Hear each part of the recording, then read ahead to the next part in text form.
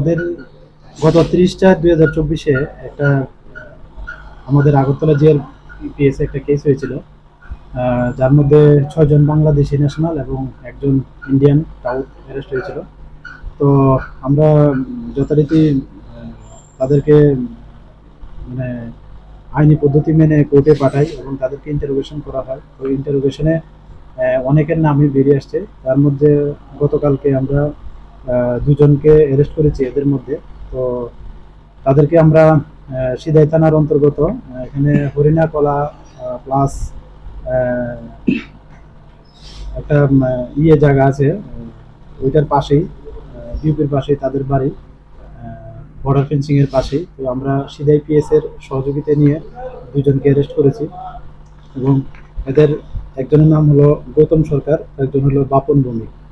তারা ওই মানব পাচারের সঙ্গে যুক্ত আছে এবং আরও তারা এমন অনেক মানে ব্লেম ছিল তাদের জিনিসটা, তারা আরও অনেক আগে থেকে এটার সঙ্গে জড়িত।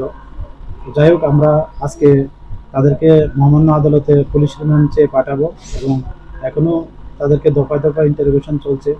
তো নিশ্চয়ই তাদের কাছ থেকে আরও অনেক কিছু বেরিয়ে আসবে, যেটা আমাদের তদন্তের সাথে খুব সহায়ক হবে।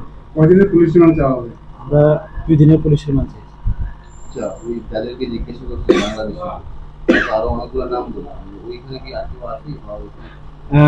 নাম বলছে, আমরা এগুলো দেখছি। অ্যাকচুয়ালি তদন্তের স্বার্থে আমরা এগুলো এখন রিভিল করতে পারছি না। ধারাটা হয়েছে 120B/212/370 আইপিসি এবং আইপিপি একটু লাগানো হয়েছে এবং ফরেনার একটু আছে। এগুলি সিদাই থানার অন্তর্গত হরিণাকলা একটা জায়গা আছে বর্ডারের সঙ্গে। সে কি আর কোনো সে কোথায় বেসিক্যালি কোথায় পাচার করতো? সে মানে এখন পর্যন্ত যা জানা গেছে, সে শুধু ওই মানে বর্ডার ক্রসিং এর সহায়তা করতো, এত পর্যন্ত আর কি। বাকি আমরা আরো তখন মানে ইন্টারোগেশন আরো আসবে, আশা করছি। ইন্টারোগেশন চলছে।